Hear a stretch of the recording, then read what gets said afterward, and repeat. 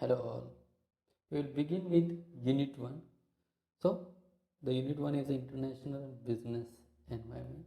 In this particular PPT, we are having Introduction to the International Business, Nature and Scope, Importance and Approaches of the International Business. So, today we will complete some of the basic concepts of the international business. Let's see what is the meaning of the international business. It is an exchange of goods and services, resources, knowledge, skill among the individuals and the business in multiple or two or more countries. So, in simple, there should be a political borders.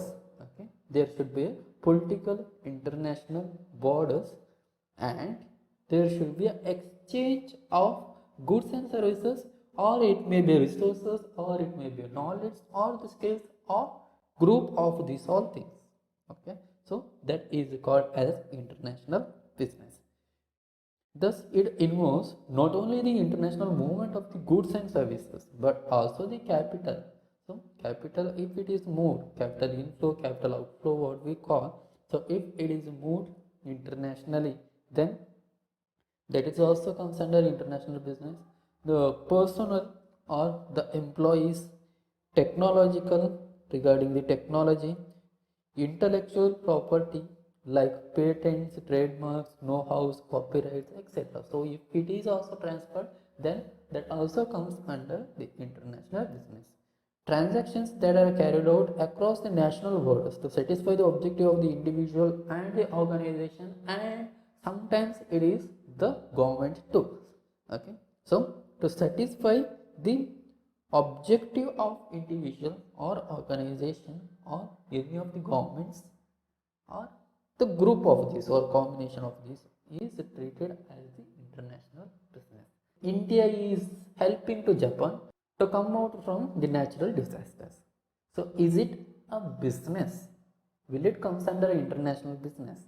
US is transferring a technology to India. Will it comes under business?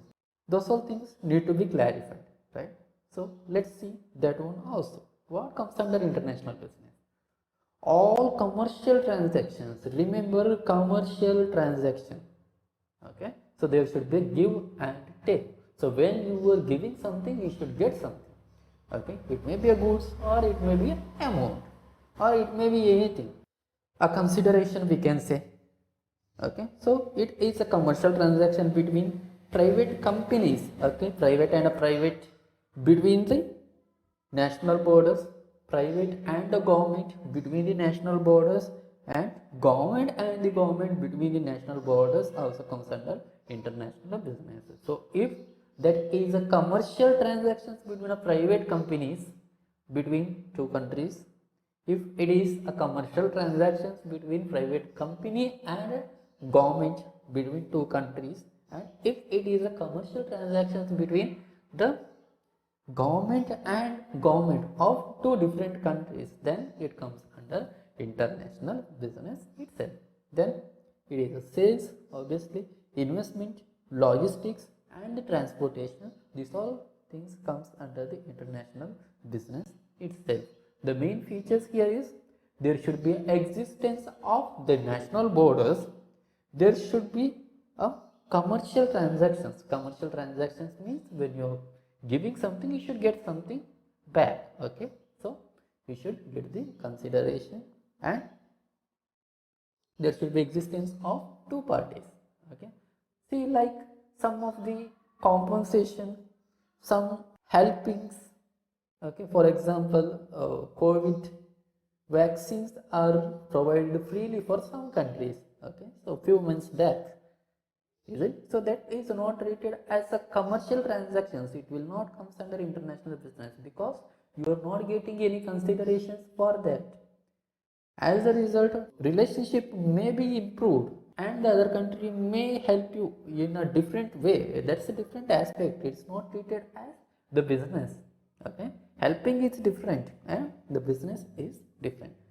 Okay, so sales, investments, logistics, transportation between these two national borders are comes under international business. Okay, very importantly, there should be a considerations for anything you provide. Here is types of the international businesses. Export trade is there. It is selling of the goods and services to the foreign countries. Import trade is there. It is buying goods and services from other countries. See here, goods and services means not only a physical goods and not only a services. It may be sometimes the technology also, sometimes the skills also. And entry port means import of the goods and services for re-export. For the re-export, if we are importing any of the product, then obviously it comes under international business itself. For example, fuels, we are going to sell it to the Sri Lanka by purchasing it from some of the Arabian countries. Is it? So that is also treated as international business. This is the types of the international business. So that's it for today's class. In coming class, we are going to speak about nature of the international business.